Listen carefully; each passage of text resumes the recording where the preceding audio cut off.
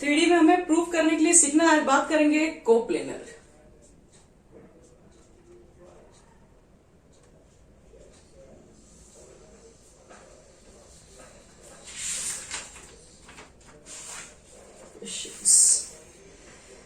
कल हमें मिला था क्वेश्चन एक, सो दैट द पॉइंट्स,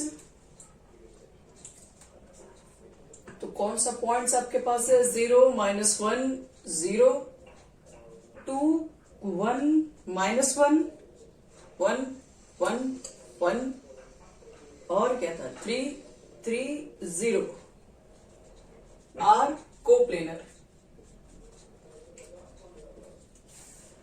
चलो आज हमें प्रूव करना है। आज हम लोग 3 डायमेंशनल ज्योमेट्री के अंदर पढ़ने जा रहे हैं कोप्लेनर के बारे में, कि हमारे पास अगर 4 पॉइंट्स दिया रहेगा और उसे प्रूव करना है कि वो कोप्लेनर है, तो इसको कैसे प्रूव करेंगे? चलिए प्रूव करवाते हैं इसमें। तो अच्छा, सबसे पहला हम लोग काम जो करेंगे उसको समझना। सबसे फर्स्ट हम क्या कर रहे हैं कि एक इक्वेशन ऑफ प्लेन लिख रहे हैं। एक किसी भी पॉइंट को लेकर आप क्या कर दो, प्लेन का इक्वेशन लिख दीजिए। तो चलो लिखते हैं, लिख दे रहे हैं, let equation of plane passing through point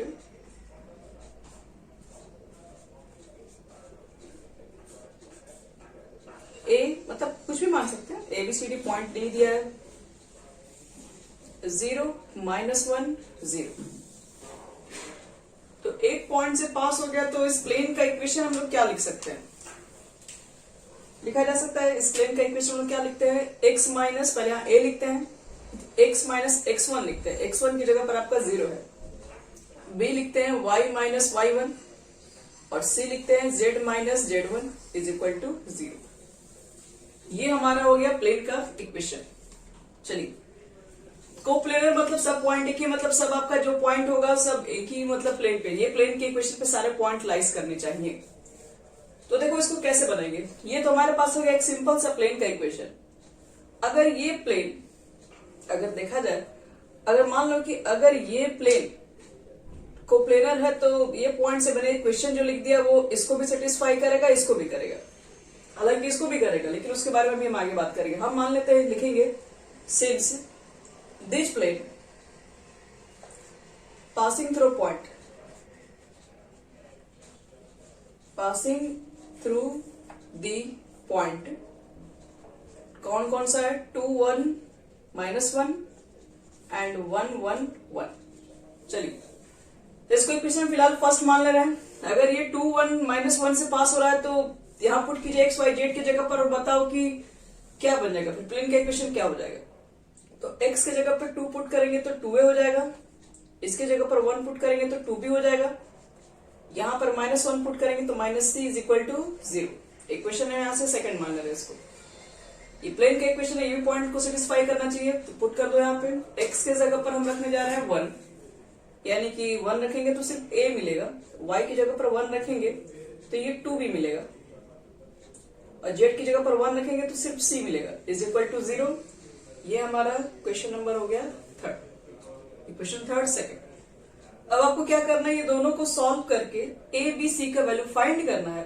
find करने के बाद आपको क्या करना है, यहाँ पुट कर देना है और एक प्लेन का इक्वेशन निकालना है।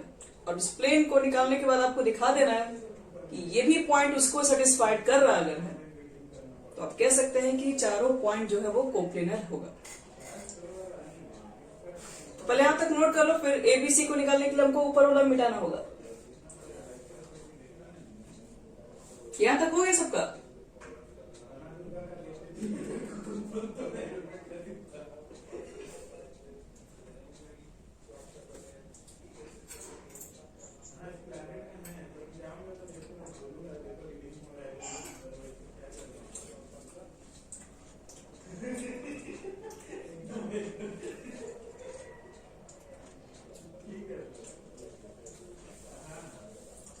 हो गया अंजलि, यहां तक समझ में आ गया तुमको?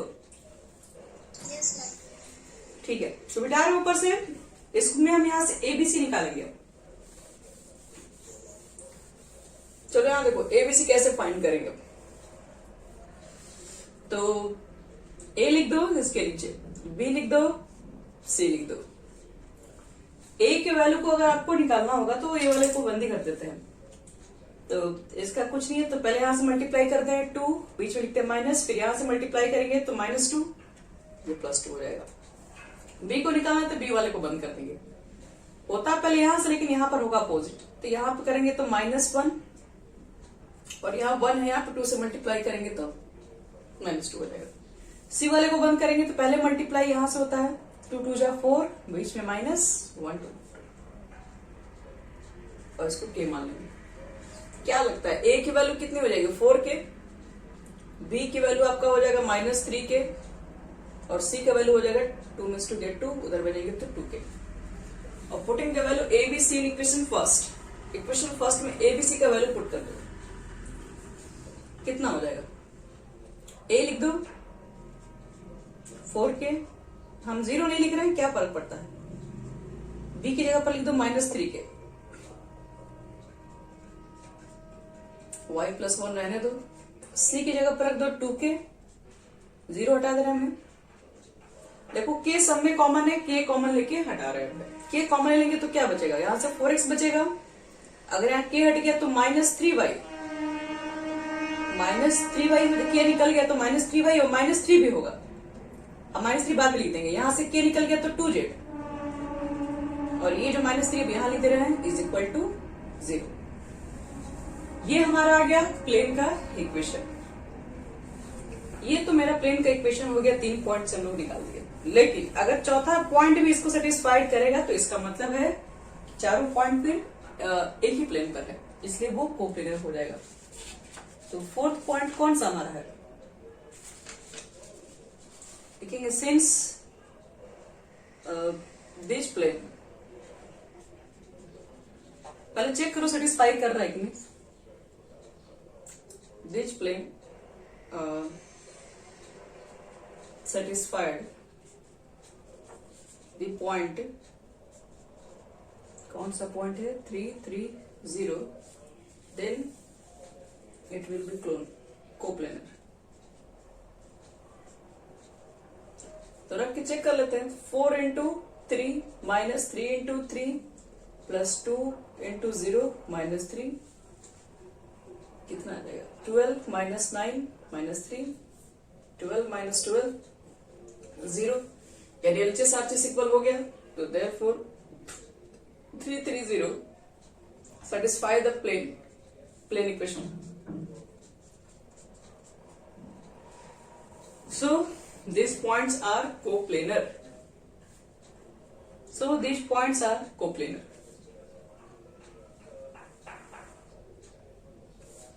तो ऐसे हम लोग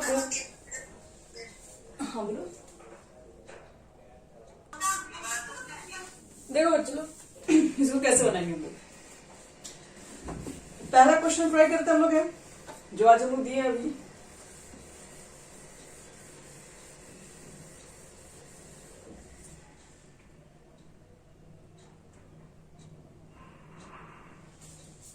फर्स्ट देखो क्या क्वेश्चन था हमारा। फर्स्ट यही क्वेश्चन है, पैरेलल वाला कंडीशन था, फाइंड द इक्वेशन। देखो बच्चों, ये क्वेश्चन है कि find the equation of plane निकालना आपको है। एक प्लेन का इक्वेशन बताओ जो कि एक पॉइंट से पास हो रहा है, passing through a points 3 4 -1 and parallel to the plane, और वो पैरेलल है किस प्लेन के? तो प्लेन वेक्टर फॉर्म में दिया हुआ है, 2i - 3j + 5k + 7 = 0। तो देखिए, ये आपको कल भी बताए थे और आज भी देख लीजिए कि अगर कोई भी प्लेन अगर दूसरे प्लेन के पैरेलल में है तो सिर्फ कांस्टेंट का ही डिफरेंस होता है, बाकी सब कुछ सेम होता है। तो लिखेंगे सिंस एनी प्लेन, खैर छोड़िए, लिखेंगे since the equation of plane,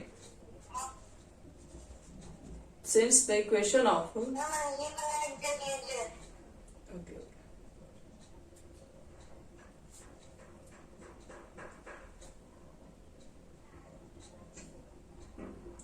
देखो, since the equation of plane is parallel to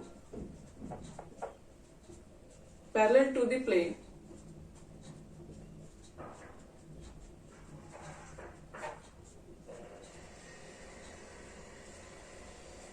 can be written as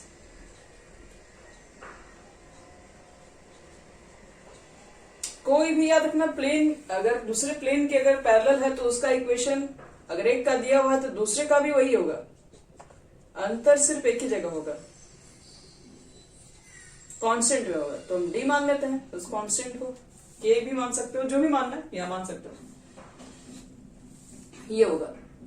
दूसरी बात, क्वेश्चन में ऑलरेडी गिवन है कि ये किस पॉइंट से पास हो रहा है, 3 4 -1 से पास हो रहा है। तो 3 4 1 क्या होगा, पॉइंट पुट करेंगे एक्स वाई जेड की जगह पर, और एक्स वाई जेड कहां पे होता है, आर वेक्टर के मान में एक्स आई वाई जे जेड के होता है। तो आर की जगह पर ये वैल्यू आपको पुट करना होगा। तो सिंस लिखिएगा, इसको इक्वेशन फर्स्ट मान लो। सिंस इक्वेशन फर्स्ट या plane 1 passing through points, passing through the point 3 4 -1, that is उसको आई जे के में कर लो क्योंकि वेक्टर के फॉर्म में चाहिए ना, 3i 4j -k will satisfy तो होकर जाता, लिखी तो दिए। चलो एक्स वाई जेड की जगह पर यहां वैल्यू पुट कर लो। तो हम एक्स वाई जेड की जगह पर, आर की जगह पर ये वैल्यू यहां पुट करेंगे और मल्टीप्लाई आप करेंगे तो डायरेक्ट लिख देना, आप लिख दीजिएगा यहाँ पे 3 2 6 और आई डॉट आई कितना हो जाएगा 1, 4 3 -12, जे डॉट जे 1 हो जाएगा, और -1 और -5 हो जाएगा आपका -5 हो जाएगा, plus D is equal to 0। तो डी की वैल्यू कितनी हो जाएगी, तो 12 में से 6 गया -6 और -5 यानी -11, इधर भेज देंगे हम तो प्लस हमारा 11 आ जाएगा। डी की वैल्यू मिल गया बच्चे लोग, डी की वैल्यू आप पुट कर दो, इक्वेशन ऑफ प्लेन निकल गया। इसलिए the required equation of plane क्या हो जाएगा, आर डॉट 2i माइनस है 3j plus 5k plus D is equal to 0। ये हमारा हो गया आंसर पहला, सॉरी डी कह रहे हैं, डी का मान कितना आ गया 11। देखो तो पहला इक्वेशन इतना आया है, जो जो बना लिए हैं। चलिए दूसरा क्वेश्चन देखो तो क्या था, एक बार थोड़ा सा पढ़ लीजिए उसको।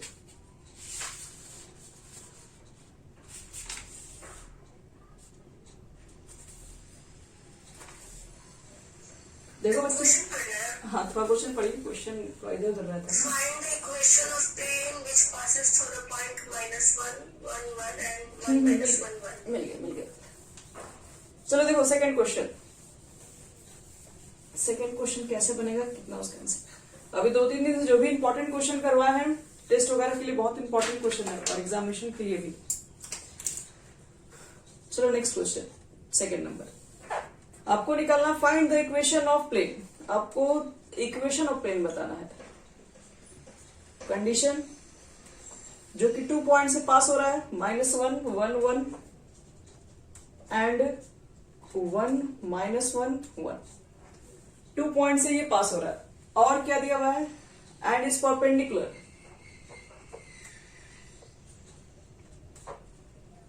किस पर है, तो एक प्लेन पे परपेंडिकुलर है, x plus 2y plus 2z is equal to 5। इस प्लेन पर ये परपेंडिकुलर है, तो आपको बताना ये है कि इक्वेशन ऑफ प्लेन क्या होगा, जो इस 2 पॉइंट से पास करता हो और इस पर परपेंडिकुलर भी हो। तो पहले काम करेंगे हम लोग, आपको बताएंगे हमेशा एक पॉइंट अगर दिया रहेगा तो इक्वेशन ऑफ प्लेन निकाल सकते हैं लोग। कैसे निकाल सकते हैं, अगर एक ही पॉइंट दिया रहेगा तो इक्वेशन ऑफ प्लेन कैसे निकालते हैं, तो the equation of plane passing through point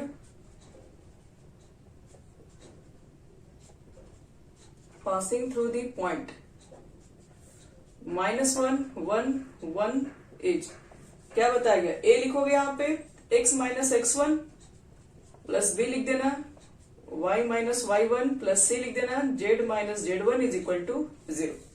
ये तुम्हारा हो गया इक्वेशन ऑफ प्लेन। लेकिन आपका तो ये प्लेन इस पॉइंट से भी पास हो रहा है तो सेटिस्फाई करेगा, तो सिंस वही बात लिख देना, this plane passing through the point, passing through the point, then satisfy through the point भी लिख दो कौन सा है 1 minus 1 1, then satisfy the plane equation, यानी फर्स्ट इक्वेशन को सेटिस्फाई करेगा। x के जगह पर 1 पुट कर दो तो 2a हो जाएगा, इसके जगह पर -1 रख दोगे तो -2 भी, 1 रख दोगे तो मुझे लगता है ये कंप्लीटली खत्म ही हो गया। ये कुछ और होगा इसमें ना, 2a -1 पुट करेंगे तो -2 भी, और ये हो गया हमारा 1 पुट करने पे तो खैर 0 ही आ जाएगा। ठीक है बच्चों लोग, बस इतना ही होगा आपके पास। 2a - 2b is equal to हो गया हमारा 0। तो ये हमारा हो गया प्लेन का इक्वेशन। दूसरा देखिए, ये इस पे परपेंडिकुलर है, इसका आपका डायरेक्शन रेशियो हो जाएगा कितना, 2a - b हो जाएगा। तो हम दोनों पर प्लेन आपस में परपेंडिकुलर है, तो हम एक बात तो बोल सकते हैं ना, ये वाला प्लेन और ये वाला प्लेन, इसका डायरेक्शन रेशियो, इसका डायरेक्शन रेशियो, तो दोनों हो जाएगा a1 a2 b1 b2 c1 c2 is equal to 0। तो हम लोग पढ़े पीछे, दो प्लेन आपस में परपेंडिकुलर होता है तो दोनों का डायरेक्शन रेशियो का प्रोडक्ट 0 हो जाता है। तो सिंस लिख देना फर्स्ट प्लेन, इसको सेकंड इक्वेशन, और इसको फर्स्ट थर्ड ही मान लीजिए। तो लिखेंगे सिंस दिस प्लेन, या प्लेन 2 परपेंडिकुलर थर्ड, तो क्या लिखोगे a1 a2, यानी कि इसके जगह पर क्या है 2 दिख रहा है, इसका क्या है 1। एक मिनट, हमारे पास डायरेक्शन रेशियो यहाँ पर तुम्हारा ये न है, और इसका डायरेक्शन रेशियो निकालोगे तो -2 भी मिलेगा, और इसका c, और यहाँ पर आ जाएगा 1 2 2 हो जाएगा। और इसमें क्या देखोगे, इसमें तुम्हारे पास जो कोफिशिएंट के तौर पे जो निकल के आएगा वो a है और b है, c तो इसमें खैर है भी नहीं, तो निकाला जाए फिर कितना होगा, a1x हो जाएगा, b2 हो जाएगा और 2c हो जाएगा इज इक्वल टू 0, यानी कि आ जाएगा तुम्हारे पास a plus 2b plus 2c is equal to 0।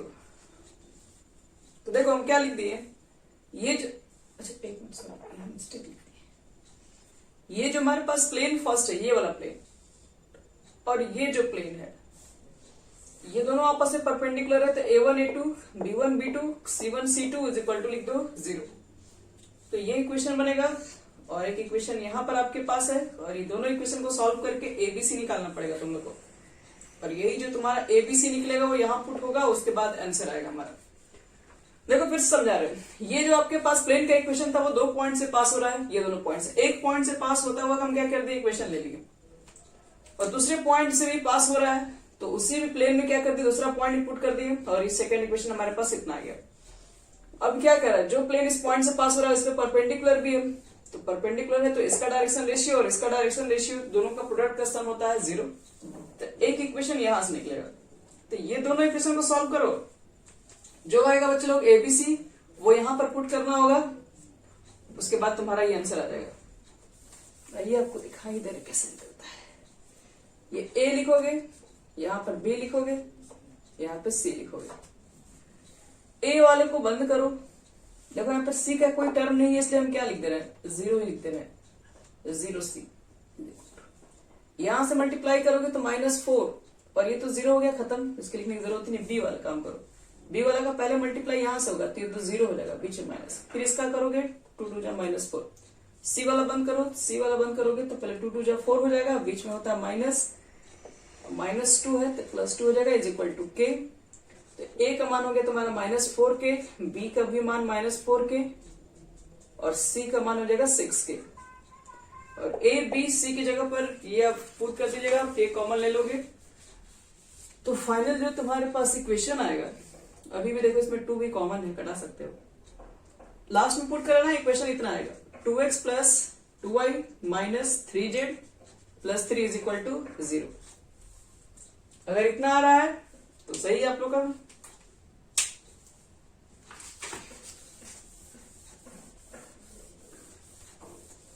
चलो सेकंड क्वेश्चन हमारा हो गया। थर्ड क्वेश्चन देखो क्या था,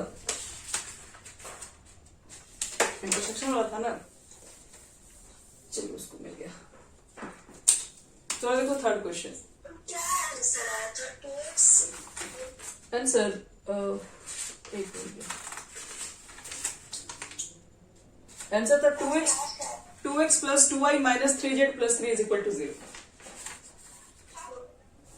देखो थर्ड इक्वेशन में क्या कह रहा है कि find the equation of plane through the line of intersection. यही इंटरसेक्शन वाला कंडीशन है, x plus 2y plus 3z plus 5 is equal to 0। एक ये प्लेन का इक्वेशन है और एक प्लेन का इक्वेशन ये है, दो प्लेन का इक्वेशन है। और कह रहा है कि आपस में क्या कर रहा है, इंटरसेक्ट कर रहा है, और किस पॉइंट पे इंटरसेक्ट कर रहा है वो भी दे दिया हुआ है। तो जो बीच में जो प्लेन होगा ना, एक इधर प्लेन है, जैसे कॉपी कैसा रहता है, ऐसा पेज और ऐसा पेज, और बीच का जो पेज होगा उस प्लेन का आपको निकालना इक्वेशन क्या होगा। तो इंटरसेक्शन ऑफ जैसे टू प्लेन होता है तो उसके इक्वेशन कैसे लिखते हैं, the equation of intersection of plane, intersection of two planes. जब इंटरसेक्शन वाले प्लेन का इक्वेशन लिखना होता है तो हम सबसे पहले ये लिखते हैं और दूसरे वाले को ऐड कर देते हैं लेमडा के साथ। ये होता है इंटरसेक्शन ऑफ प्लेन का इक्वेशन।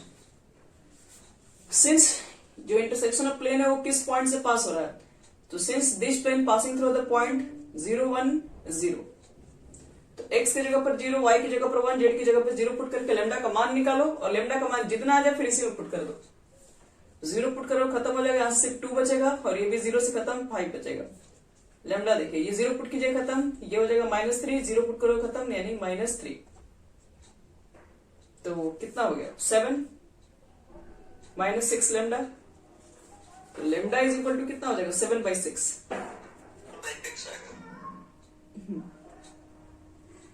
इतना यार आप लोग अभी कुछ गड़बड़ है, एक मिनट, मुझे लग रहा है कुछ गड़बड़ है। यहाँ पे 4 था ना, तो यहाँ पे -4 हो जाएगा और -3 यानी कि -7 होगा, यानी कि लेमडा इज इक्वल टू 1 आ जाएगा। और लेमडा का 1 आप पुट करेंगे इसमें, तो 1 पुट करोगे तो लिखो चाहे लिखो बात बराबर ही है। x कितना हो जाएगा 3x, 2y में से 4y गया -2y, 3z और प्लस z यानी कि 4z, 5 में से 3 गया 2। ये इक्वेशन हो जाएगा आपका पूरा फाइनल। चलो मिटा रहे इसको और नेक्स्ट क्वेश्चन देख रहे हैं क्या था हमारा थर्ड के बाद।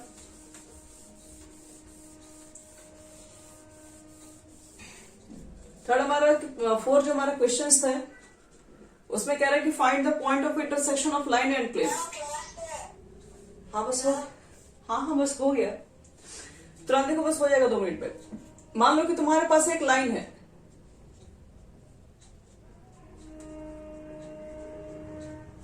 और एक प्लेन भी है 2x plus Y minus Z is equal to 3, और एक लाइन और एक प्लेन आपस में क्या कर रहा है, कट कर रहा है। एक लाइन है, एक ये प्लेन है, और इसके अंदर से मान लो एक लाइन है, वो कट करके बाहर जा रहा है।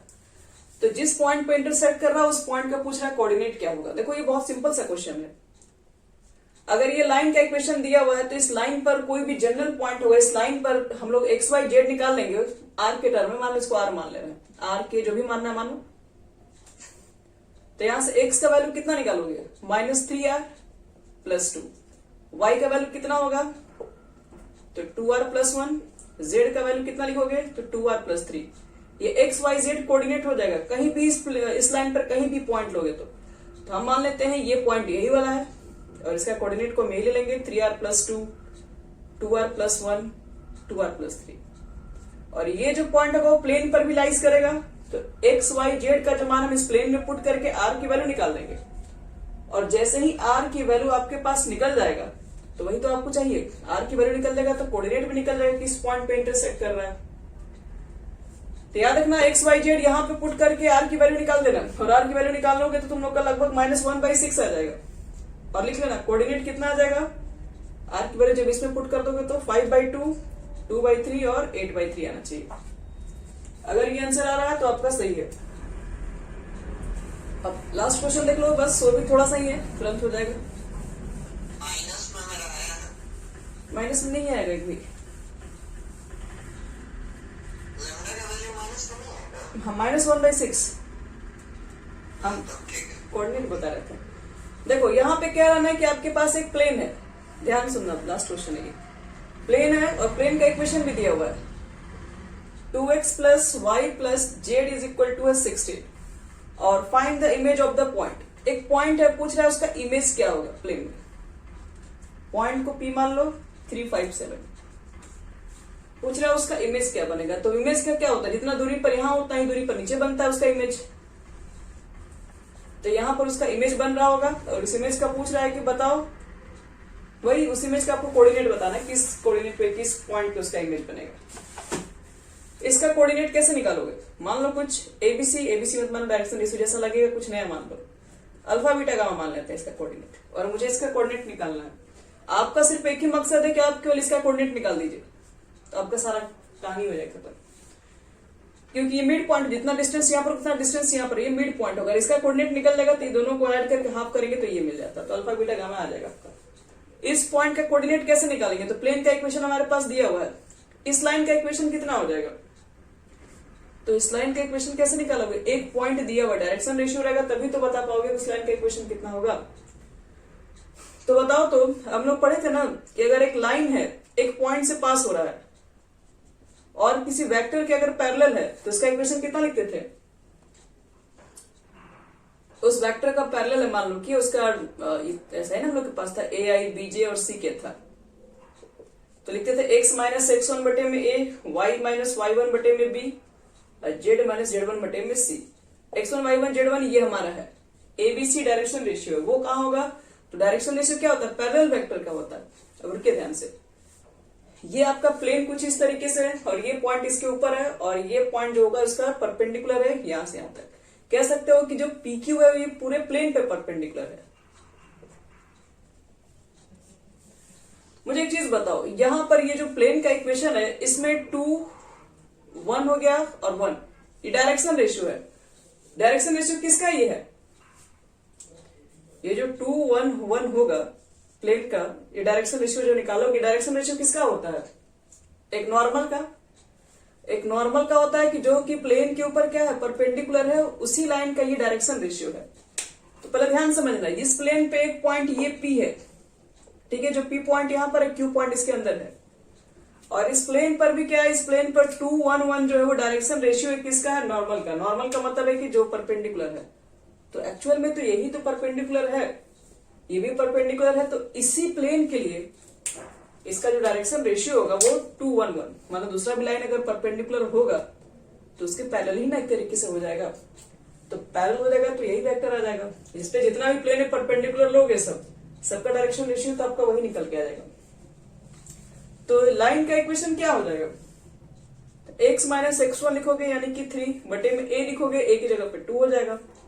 y - y1 लिखोगे तो y1 की जगह पर कितना रखोगे 5, b की जगह पर कितना आ जाएगा 1, z - z1 की जगह पर कितना है 7 बटे में आ जाएगा 1, और इज इक्वल टू वही r मान के तुम लोग क्या कर लोगे, x का y का z का मान r के टर्म में निकाल देना और इसको कुछ मान लो, ये r का कोऑर्डिनेट हो जाएगा r के टर्म में, प्लेन पे सेटिस्फाइड करेगा तो यहां से r की वैल्यू निकलेगा और r की वैल्यू निकलेगा तो इस कोऑर्डिनेट का आंसर आ जाएगा।